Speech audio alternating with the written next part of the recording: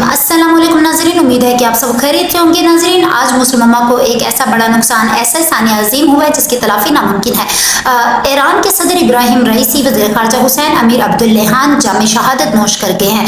ایرانی صدر ایرانی وزیر خارجہ کے ہمراہ کل شام آذربائیجان سے منسلک سرحد پر ڈیم کے افتتاح کے حوالے سے گئے تھے۔ وہاں سے واپسی پر ان کے طیارے کو حادثہ پیش آیا اور وہ جامِ شہادت نوش کر گئے۔ مزید شروع کرنے سے پہلے اگر آپ میرے چینل پہ نہیں ہیں تو سب سے پہلے چینل کو سبسکرائب کر دیں تاکہ آپ کو میری ہر نئی آنے والی ویڈیو کا نوٹیفیکیشن مل جائے۔ جی تو ناظرین، مسلم امہ کا سب سے بڑا نقصان، ناقابل تلافی نقصان، صدر ابراہیم رئیسی، وہ صدر جو تمام مسلم امہ کی شان، شوکت، مان، آن، بان، جان سبھی کچھ تھے۔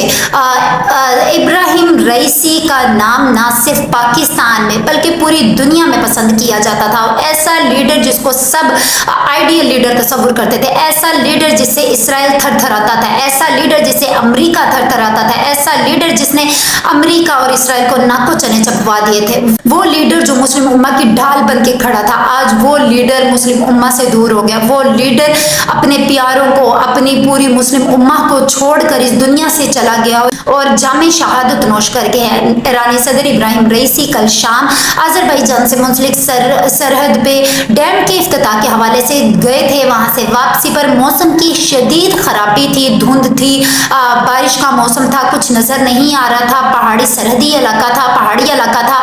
وہاں سے آتے ہوئے موسم کی خرابی کی وجہ سے ایرانی صدر کے جو پرائیویٹ ہیلی کاپٹر تھا اس کو فوری لینڈنگ کرنے کا کہا گیا، لیکن اس کے بعد کیا ہوا کسی کو کچھ سمجھ نہیں آیا۔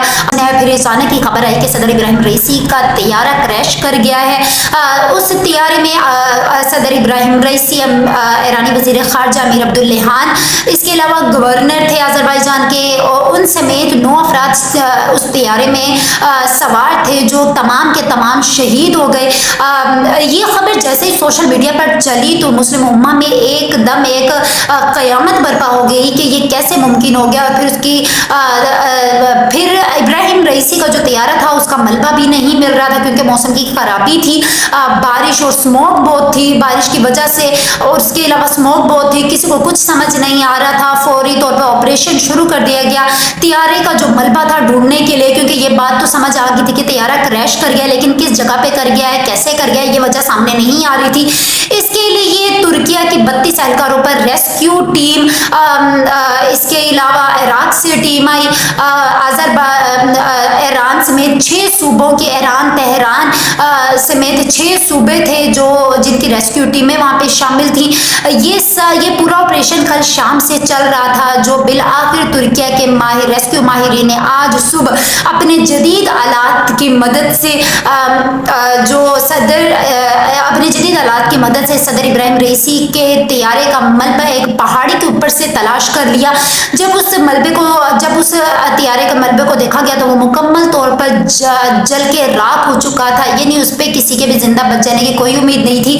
بالآخر تمام تر تحقیقات کے بعد ایرانی وزارت خارجہ نے اور ایران کی حکومت نے اور دیگر حکومتوں نے بھی ایرانی صدر ابراہیم رئیسی، وزیر خارجہ حسین امیر عبداللہان سمیت دیگر 9 افراد، پائلٹ سمیت 9 افراد کے جاں بحق ہونے کی تصدیق کر دی۔ ایرانی صدر ابراہیم رئیسی کی نماز جنازہ کل صبح تبریز میں پڑھائی جائے گی، اس کے بعد ان کو تہران میں ان کے آبائی علاقے مشہد میں لے جا کر وہاں پہ سپرد خاک کیا جائے گا۔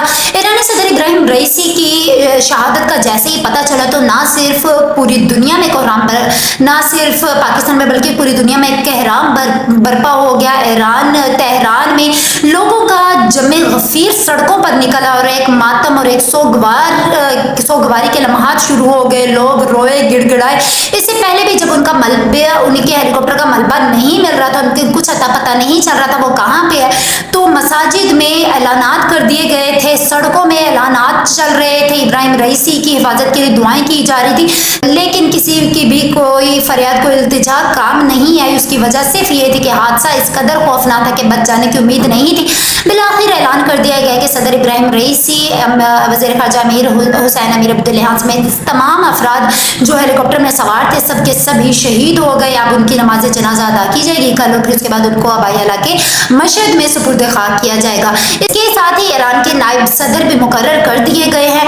ایران کے آئین کے مطابق 50 دن کے اندر صدارتی انتخابات ہوں گے، اس میں ایران کے نئے صدر کا انتخاب کیا جائے گا، لیکن فی الحال تو ایک قیامت برپا ہوئی ہے نہ صرف ایران میں بلکہ پوری مسلم امہ میں، کیونکہ سب کے پسندیدہ لیڈر ایران کے صدر ابراہیم رئیسی اس دنیا سے چلے گئے ہیں۔ کسی نے بھی کوئی تصور نہیں کیا تھا کہ ایران کے صدر ابراہیم رئیسی اچانک ایسے چلے جائیں گے۔ زندگی اور موت کا تو کسی کو بھی پتہ نہیں ہوتا، لیکن اللہ تعالیٰ قرآن پاک میں واضح فرماتے ہیں کہ کل نفس ذائقۃ الموت، ہر ذی روح کو موت کا مزہ چکھنا ہے۔ تو پھر انسان اللہ کی رازوں سے، اللہ کی قدرت سے کبھی منہ موڑ نہیں سکتا۔ جو دنیا میں آیا ہے وہ بھی اللہ ہی کے حکم سے آتا ہے، اور جو اس دنیا سے جائے گا وہ بھی اللہ ہی کے حکم سے جائے گا۔ کسی کو بھی ایک لمحہ زیادہ یا ایک لمحہ کم نہیں ملے گا۔ جس نے جتنا اس دنیا میں وقت مقرر کے مطابق اپنا وقت پورا کرنا ہے، اللہ کے حکم کے مطابق اس نے اتنا ہی پورا کر کے چلا جانا ہے۔ کسی کا بھی اس چیز میں کوئی اختیار نہیں۔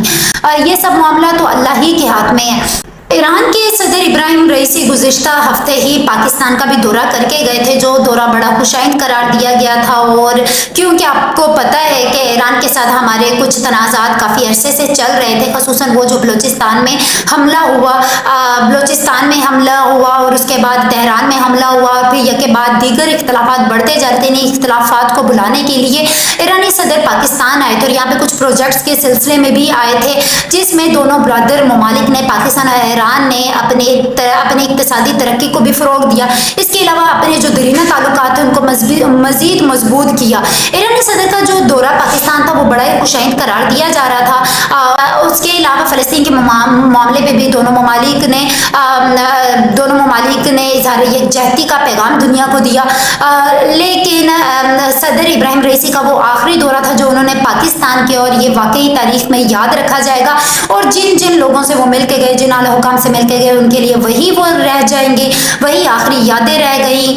لیکن ناظرین، ایک بار پھر یہی کہ صدر ابراہیم رئیسی ایسے صدر تھے جنہوں نے اسرائیل، امریکہ سمیت ان تمام ظالموں کو جو فلسطین پہ مسلط ہونے کی کوشش کر رہے ہیں، جو مسلمانوں کے حقوق کا خاتمہ چاہ رہے ہیں، ان تمام لوگوں کو، ان تمام کافروں کو صدر ابراہیم رئیسی نے لگام ڈال کے رکھی ہوئی تھی۔ اب یہ تو نہیں کہا جا سکتا کہ صدر ابراہیم رئیسی کے بعد ایران کمزور ہو گیا یا ایران کی جو ترقی ہے وہ ختم ہو جائے گی۔ ایسا بالکل بھی نہیں ہوتا۔ کسی کے آنے اور کسی کے جانے سے کسی کی ترقی میں کوئی فرق نہیں پڑتا۔ کسی کے کام چلتے رہتے ہیں، کسی کے کاموں میں، کسی کے کاروبار رکتے نہیں ہیں، لیکن جس شخص کی جو اہمیت ہوتی ہے، اس کی اہمیت، اس کی کمی کوئی دوسرا انسان پورا نہیں کر سکتا ہے۔ دعا یہی ہے کہ اللہ پاک ایرانی صدر ابراہیم رئیسی، وزیر خارجہ حسین امیر عبداللہان سمیت وہ تمام افراد جو ہیلی کاپٹر میں سوار تھے اور جامع شہادت نوش کر گئے، اللہ تعالیٰ ان کے درجات کو بلند فرمائے اور ان کے ملک میں امن، سکون، سلامتی عطا کرے، اور اللہ تعالیٰ